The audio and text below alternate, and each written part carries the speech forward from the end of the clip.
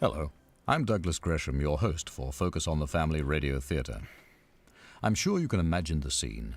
A small boy tucked away in his playroom on a rainy afternoon, creating an intricate world of fantasy with stories about a mythological kingdom called Boxen that had talking animals and chivalrous knights. We often take children's imaginative adventures for granted. We may even consider them silly or childish. But for Clive Staples Lewis, or Jack, as he insisted on being called at the age of 4, those days of playful fantasy were very important. They would, in fact, become the basis of stories he would write years later while he was a teacher at Oxford University. We know them, of course, as the Chronicles of Narnia. One need only read the various books, diaries and letters of Jack's life to see how his childhood in Belfast, Ireland in the early part of the 20th century influenced The Magician's Nephew, the story you're about to hear. The wonder and secrets found in an attic, a young boy trying to cope with the terrible illness of his mother, and an escape into a newly created world. These are things that the young Jack Lewis knew personally. And so did I, for like Jack, I lost my own mother when I was young. Her name was Joy Gresham, and she was the wife of Jack Lewis. I remember well living in Jack's house in Oxford while he was writing The Magician's Nephew, how he would often bring down from his study whatever chapter he'd just finished writing, and the chats we'd have about it. For me, it was always a delight, because I loved the Narnian stories, even before I'd ever met their author. The Magician's Nephew was originally published in 1955. Though it was the 6th book of the 7 to be written, it is really the first book of the world of Narnia. Here, Jack Lewis explores not only themes of creation, beauty and hope, but of corruption, betrayal, and ultimately, forgiveness. So if you're tempted to think that these stories are for children only, then you're sadly mistaken. Jack observed that as an adult, he enjoyed so-called children's stories better than he did as a child. He said he was able to put more into them, and as a result, he got more out of them. Join us now as Focus on the Family Radio Theatre proudly presents The Magician's Nephew.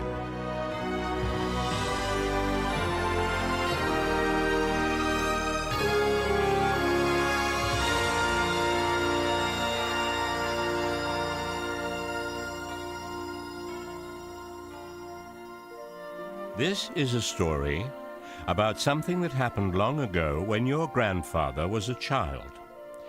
It's a very important story because it shows how all the comings and goings between our own world and a land called Narnia first began.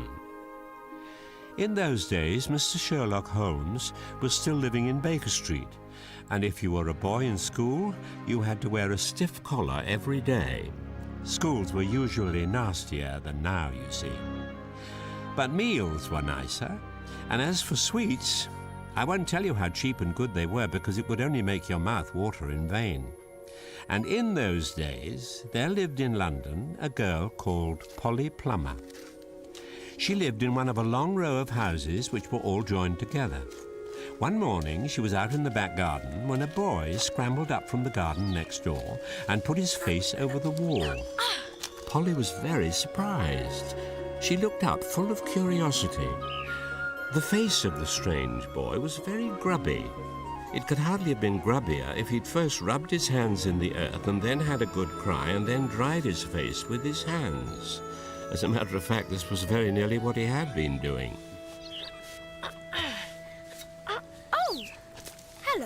Hello. What's your name? Polly. What's yours? Diggory. I say, that's a funny name. It isn't half so funny as Polly. Yes, it is. No, it isn't. At least I wash my face, which is what you need to do, especially...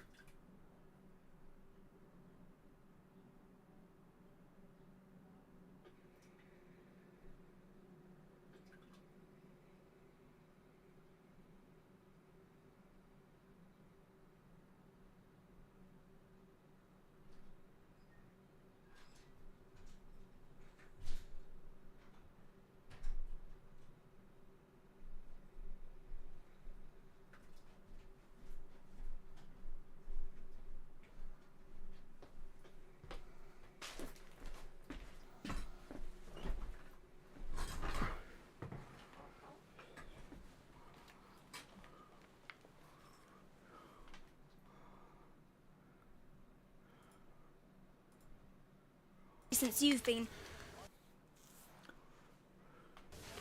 Go on, say it. I didn't mean that... Since I've been blubbing, that's what you were going to say. Well, it's true. I don't care who knows it. Oh. You'd cry too if you'd lived all your life in the country and had a pony and a river at the bottom of the garden and then been brought to live in a beastly hole like this. And if your father was away in India and you'd had to come and live with an aunt and an uncle who's mad, and if the reason was that they were looking after your mother and your mother was ill and was going to die. I didn't know. I'm sorry. Until you peeked over the wall, I didn't know anyone lived with Miss Kettley and Mr. Kettley. I thought they were... What I mean to say is... You thought they were an old bachelor and an old maid. That's because they are. It's an old house with old things, and nobody younger than they are should live in it.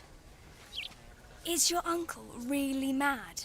Either he's mad, or there's something else going on. What makes you say that? He has a study up in the attic, and Aunt Letty says I must never go up there. Grown-ups always have rooms they won't let children into. Yes, but last night I was going past the foot of the attic stairs on my way to bed, and I heard a terrible yell. Honestly, perhaps he keeps a mad wife shut up there. I've thought of that. Or perhaps he makes counterfeit money. Or he might have been a pirate. Like the man at the beginning of Treasure Island. Right, the one who was hiding from his shipmates. Oh, I say, how exciting. I never knew your house was so interesting. You may think it's interesting, but you wouldn't like it if you had to live there. Would you like to visit my house sometimes? All my friends are away on holiday for the summer, and it's been so dreary. Yes, I would like that. Then come over, right now if you like. All right. Would you mind if I washed my face first? Not at all. That was how Polly and Diggory got to know one another. And as it was just the beginning of the summer holidays and neither of them was going away, they met nearly every day. Unfortunately, the summer also turned out to be one of the wettest and coldest there had been for years. That drove them to do indoor things. It's wonderful how much exploring you can do with a stump of candle in a big house or in a row of houses. Polly already had been exploring even before she met Diggory, and one rainy day she decided to show him what she had found. Come on then. I do wish you'd tell me what your secret is. You'll see for yourself in a minute. It's in here. This is your attic. I've seen your attic before. But you haven't seen this. Behind here. What is it? A door to a cupboard? It leads to my secret room. Come in. Mind your head. Just squeeze past the water tank. Now, you have to step on the boards I put down. Otherwise, you'll fall through the rafters to the room below. Where's the light coming from? Between the slates of the roof. That's why it slopes. Don't you see? We're in the eaves of the house. I call it my smuggler's cave. I brought up all these packing cases and chairs myself. Then I put these bottles of ginger beer all around so it looks more like a pirate's den. What's this? It's my cash box, where I keep my treasures. It's a good cave, Polly. But how long does this tunnel go on for? I mean, does it stop where your house ends? No, it goes on. I don't know how far, though. Then we could go the length of the whole row of houses. So we could. Oh, I say! What? We could get into the other houses. Yes, and get taken up for burglars. No thanks. Don't be so jolly clever. I was thinking of the house beyond yours. What about it? It's the empty one. My daddy says it's always been empty since we came here. I think it might be haunted. Oh. Well, I suppose we ought to have a look at it then. Sorry, right. man, I actually went over to Don't, if Walgreens you'd to pick rather up my not. medication. I'm game if you are. So you must have joined when But I left, and that's why I How are wasn't we to talking. know when we've reached the empty house? Sorry, man, I I was at suppose we could count the Walgreens. I was rafters along picking the up my length of my medication. house. You And must since have all the joined houses when are the I same wasn't width, here. we'll know I'm how many back now, rafters it so you takes should to go join. past your house. And then we'll reach the empty one. Good idea. And so they did. They measured the attic of Polly's house, then had to get a pencil and do a sum. Right. They both got different answers to it at first, and even when they agreed, I'm not Test, sure they test, got it test, right, test. they were in a hurry Hey, to man. start on the exploration. Sorry, I went to Walgreens Though they had to pick little up my chinks of medication, light coming and you through must the have slates of joined the roof, when they I each took a left, candle so because it I'm was back such now. an You should join. important occasion. 16 left. Then they carefully made their way down the tunnel, counting as they stepped from rafter to rafter. 25. I don't believe the house is really empty at all. 26. Don't you? 28. I expect someone lives there in secret, 29. only coming in and out at night with a dark lantern. 31. We shall probably discover a gang of desperate criminals and get a reward. Oh, it's all rot to say a house would be empty all those years, unless there was some mystery. Daddy thought it must be the drains. Oh, pooh. Grown-ups are always thinking of uninteresting explanations. Oh no, I've lost count. I think we're opposite your house now. Are you sure? Oh, we must have gone further than my house by now. Diggory, look! Is that a door? Let's have a look. I've never seen a door like this in ours. It must be a door to the attic of the empty house. Shall I open it? I'm game if you are. There's no handle or bolt. Hold your candle up so I can see. There's a latch near the top. Well spotted. It's stuck. Wait. There we are. The door swung open, and the sudden daylight made them blink. Then, with a great shock, they saw they were looking not into a deserted attic, but into a furnished room. But it seemed empty enough. The room was so quiet that you noticed the ticking of the clock at once. Polly's curiosity got the better of her. She blew out her candle and stepped into the strange room.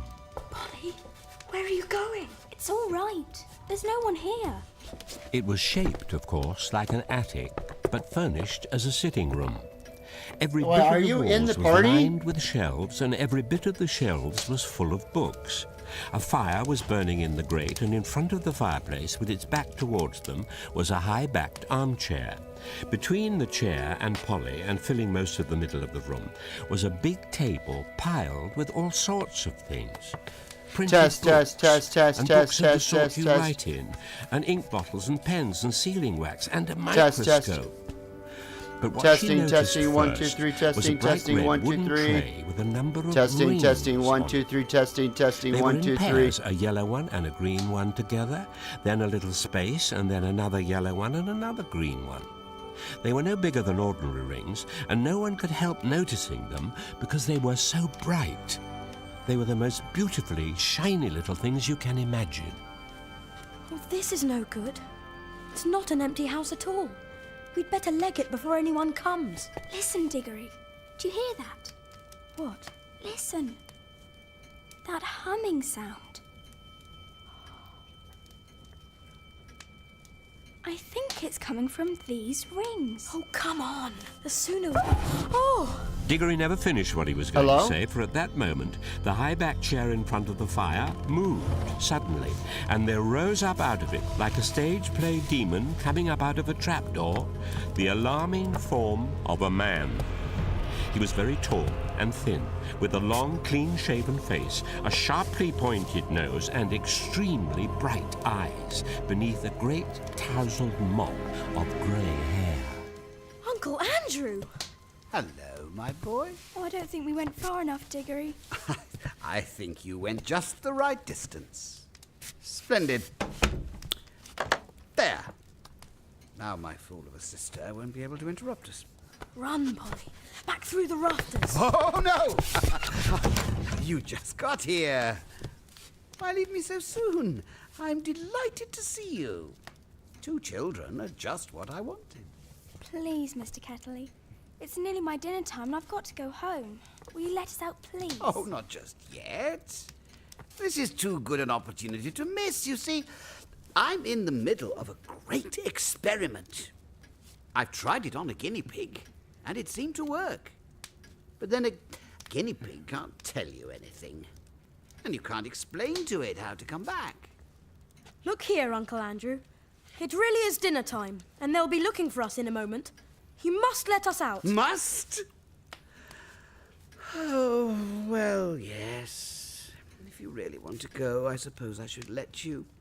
I can't expect two youngsters like you to find it much fun talking to an old duffer like me. You've no idea how lonely I sometimes am. But no matter. Go on. Well... Oh, but I must give you a present before you go. It's not every day I see a little girl in my dingy old study, especially, if I may say so, such a very attractive young lady as yourself. Wouldn't you like one of those rings, my dear? What? Do you mean one of those yellow or green ones? Yes, though not a green one. Can't give them away just now, but I'd be delighted to give you any of the yellow ones. With my love. Come and try one on. They are lovely. Yes, they are. Polly, listen! That humming noise is coming from the rings. What a funny thought, my dear. There you go. Just try on that yellow one there. Polly, don't be a fool! Don't touch them! But It was too late.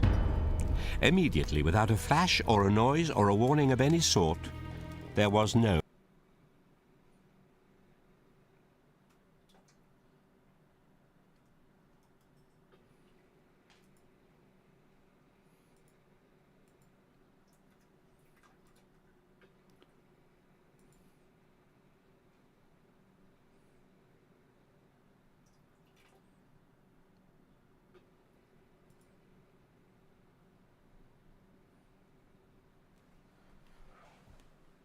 I don't know why